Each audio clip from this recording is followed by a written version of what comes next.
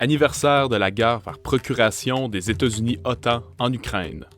Exigeons que le Canada sorte de l'OTAN et que l'OTAN soit démantelée. Ensemble, faisons du Canada une zone de paix. Déclaration du Parti communiste du Canada, marxiste-léniniste. Alors que se termine une année de guerre par procuration des États-Unis OTAN en Ukraine, le Parti communiste du Canada, marxiste-léniniste, salue tous ceux et celles qui, au pays et dans le monde, s'opposent à cette guerre par procuration des États-Unis OTAN et demande une résolution pacifique du conflit. Le PCCML appelle les citoyens et les résidents canadiens, les peuples autochtones, ainsi que le peuple québécois à exiger que le Canada se retire de l'OTAN et que l'OTAN soit démantelée. Tous ensemble pour un gouvernement anti-guerre qui fera du Canada une zone de paix. Au cours de la dernière année, le Canada a participé à cette guerre par procuration des États-Unis OTAN en se livrant à la désinformation pour désorienter les Canadiens.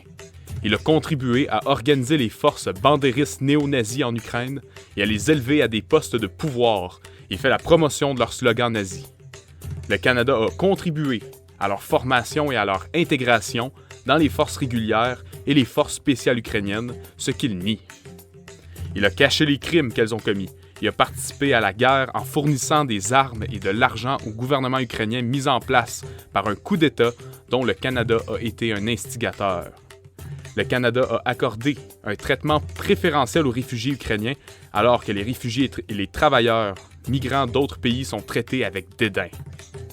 Tout cela a été fait au nom de la paix et de l'aide humanitaire, alors même que le Canada se comporte comme un voyou aux Nations Unies dans les forums internationaux et fait obstacle à toute résolution négociée. Chaque jour, il se livre à de nouveaux crimes, à l'appel de l'OTAN qui déclare que la seule solution envisageable est de vaincre la Russie sur le champ de bataille et de l'anéantir une fois pour toutes. Le gouvernement et ses soi-disant agences de renseignement, les médias traditionnels et les médias sociaux à sa disposition, les partis du cartel au Parlement et dans les assemblées législatives se livrent tous à une désinformation massive pour désorienter tout le monde sur le conflit ukrainien. Néanmoins, la réalité continue de se réaffirmer et de s'imposer contre la réalité faussée qui est donnée. Partout dans le monde, à l'occasion de cet anniversaire, des manifestations ont lieu contre l'offensive antisociale qui accompagne l'augmentation des défenses pour la guerre par procuration des États-Unis OTAN en Ukraine, les sanctions contre la Russie et les mesures répressives. Au Canada, des piquets d'information et des rassemblements ont lieu dans plusieurs villes et même les sondages confirment que les Canadiens sont plus nombreux qu'il y a quelques mois à s'opposer à la guerre par procuration que mènent les États-Unis et l'OTAN contre la Russie. Quelques 30 000 personnes se rassemblent à Munich, en Allemagne, le 19 février 2023 pour protester contre la 59e conférence de Munich sur la sécurité et exprimer leur opposition à l'OTAN. Des dizaines de milliers de personnes défilent à Paris, le 12 février 2023 pour exiger que la France se retire de l'OTAN et n'envoie plus de missiles en Ukraine. Les crimes que les États-Unis commettent et dans lesquels ils entraînent leurs alliés sont déjà considérables, alors qu'ils promettent une escalade. L'effondrement de l'ancienne Union soviétique il y a 30 ans a signifié la fin de l'hégémonie de deux superpuissances dans les affaires mondiales. Les peuples du monde s'attendaient à la paix, la liberté, la démocratie et les droits humains. Mais au lieu de cela, ils ont vu les États-Unis chercher à établir leur hégémonie sur le monde. Se déclarant la nation indispensable, les États-Unis se sont livrés à des crimes sans précédent. Depuis la fin de la Deuxième Guerre mondiale, en 1945, les États-Unis ont commencé à opposer leur soi-disant ordre mondial, fondé sur des règles à l'état de droit sanctionné par l'Organisation des Nations Unies et sa charte fondatrice. Par des intrigues, la formation de cartels et l'imposition de leurs institutions financières qui ont soumis le monde entier à leur hégémonie, ils ont créé l'Alliance militaire agressive, l'Organisation du Traité de l'Atlantique Nord, l'OTAN. Ils ont assassiné des dirigeants progressistes et instigé des coups d'État et des guerres d'agression contre tout pays qui refusait de se soumettre. Il est important de constater aujourd'hui que malgré tous les crimes commis contre eux, les peuples ont continué de s'affirmer. Ils ont énormément souffert aux mains des États-Unis et de leurs alliés, mais ce ne sont pas les armes qui décident de l'issue des conflits, ce sont les peuples qui se battent pour leur souveraineté, pour ce qui leur appartient de droit et pour leur droit d'être. Aujourd'hui, derrière toute la désinformation et les menaces des États-Unis et de l'OTAN d'anéantir les pays qui refusent de se soumettre à leur hégémonie, malgré leur invocation de la menace nucléaire en rejetant la faute sur les autres, nous voyons que les États-Unis, le Canada, la Grande-Bretagne et les pays de l'OTAN se noient dans leur bellicisme, leur offensive antisociale et leur pouvoir de police. Nous voyons les peuples se battre partout pour apporter des solutions qui leur sont favorables. S'il peut paraître que les États-Unis et leurs alliés de guerre ne sont pas tenus de rendre de compte, la réalité est que, indépendamment de leur volonté ou de ce qu'ils pensent d'eux-mêmes, le monde est en train de régler les comptes avec ce qu'ils représentent et ce qu'ils font. Le conflit qui oppose l'autorité aux conditions incite les peuples à intensifier la lutte pour ce qui leur appartient de droit, pour des formes de gouvernance centrées sur l'humain et pour faire de leur pays des zones de paix, de liberté et de démocratie. La lutte entre l'ancien et le nouveau fait rage. Partout dans le monde, la lutte entre l'ancien et le nouveau fait rage, prenant différentes formes selon les conditions existantes et le niveau de conscience collective qui s'exprime. Les peuples du monde voient, vivent et souffrent des crimes que les États-Unis et leurs alliés continuent de commettre, et ils se soulèvent contre les régimes qui commettent ces crimes.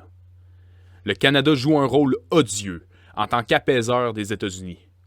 À titre de complice, il commet lui aussi des crimes qui comprennent le vol des terres et des ressources, le recours à la force et les mauvais traitements infligés aux réfugiés, aux migrants, aux travailleurs, aux peuples autochtones, les crimes contre la nature et contre tous ceux qui luttent pour leurs droits. Il participe à la désinformation, applique des sanctions illégales, finance et arme des factions et des organisations contre-révolutionnaires pour commettre des crimes et provoquer des changements de régime dans les pays d'Afrique, en Syrie, en Amérique latine et dans les Caraïbes, comme avec l'envoi récent de navires de guerre en Haïti. Il continue de nier la maltraitance des femmes, alors qu'il prétend défendre leurs droits au pays et à l'étranger. Il impose la discrimination de sa constitution à tous les travailleurs, aux minorités nationales, aux Autochtones et leurs traités et droits ancestraux, au peuple québécois et son droit à l'autodétermination, et à tous ceux dont les choix et les identités demandent à être reconnus et qui luttent pour leur droit d'être. Les États-Unis et leurs pays qui les appuient, comme le Canada et les anciennes puissances coloniales d'Europe, causent des souffrances indicibles à leur propre peuple et au peuple du monde entier. C'est un fait. C'est la réalité visible et tangible. Malgré tous les discours des dirigeants qui prétendent que les mesures qu'ils prennent sont pour la paix, la liberté et la démocratie, et qu'elles vont améliorer la situation, sur tous les fronts, les choses empirent à pas de géant. En réponse à cela, les peuples se battent. Cela aussi est un fait. Ils revendiquent ce qui leur appartient de droit, s'expriment en leur propre nom et s'efforcent de trouver des solutions qui leur soient favorables. Ils montrent leur esprit internationaliste en soutenant la résistance et en prêtant main forte à tous ceux qui luttent pour leurs droits. Des pays entiers prennent position en fonction de leurs propres intérêts, qu'ils considèrent comme servis par des solutions fondées sur l'état de droit international et non sur le soi-disant ordre international hégémonique américain fondé sur des règles dont le Canada se fait le défenseur. Les États-Unis et leur coterie d'alliés de l'OTAN sont isolés au sein de l'Assemblée générale des Nations unies, comme le montre leur tentative désespérée de manipuler le vote.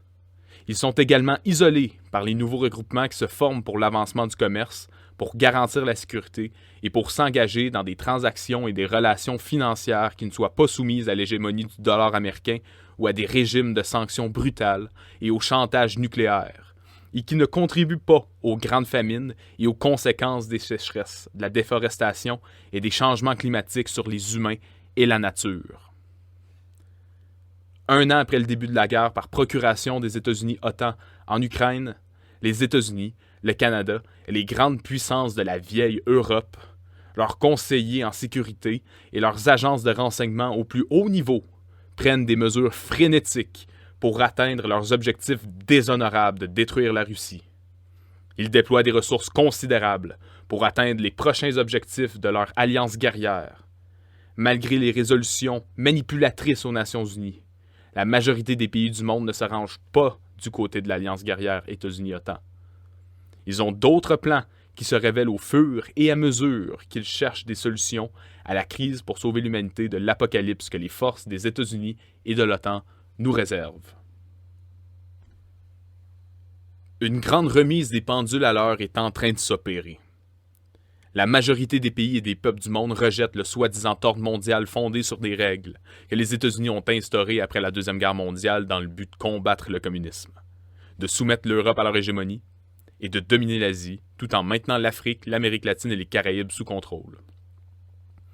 Pour ce faire, ils ont créé des services secrets composés d'anciens SS nazis qui ont assassiné des dirigeants progressistes, perpétré des coups d'État et mené des guerres d'agression ravageuses tout en imposant leurs institutions démocratiques dites libérales pour s'assurer de contrecarrer tout effort émancipateur des peuples. Mais aujourd'hui, tout cela est en crise parce que la force ne fait pas le droit et ne répond pas aux besoins des êtres humains. Les êtres humains ne peuvent être maîtrisés par la force ou en étant traités comme des objets jetables. En outre, la volonté des pays, grands et petits, de faire prévaloir l'état de droit international inscrit dans les Nations Unies et leur charte s'exprime dans la recherche de solutions qui leur sont favorables. Et ce, quelles que soient les formes politiques ou idéologiques de gouvernement ou les convictions des pays qui cherchent à affirmer leur souveraineté, laquelle souveraineté les États-Unis et leurs alliés de l'OTAN considèrent comme une chose du passé. Alors que les dirigeants dans différents pays renforcent les gouvernements des pouvoirs de police au nom de la nation, de l'économie, de la sécurité, d'institutions démocratiques libérales anachroniques et d'un soi-disant ordre fondé sur des règles, beaucoup de pays sont résolus à défendre leur souveraineté et les peuples persistent à chercher des solutions centrées sur l'humain qui affirment leur droit d'être et de décider de leurs affaires en mettant en place des gouvernements anti-guerre centrés sur l'humain. En ce premier anniversaire de la guerre en Ukraine, de graves dangers pèsent sur l'humanité. Mais l'humanité est sûre de l'emporter.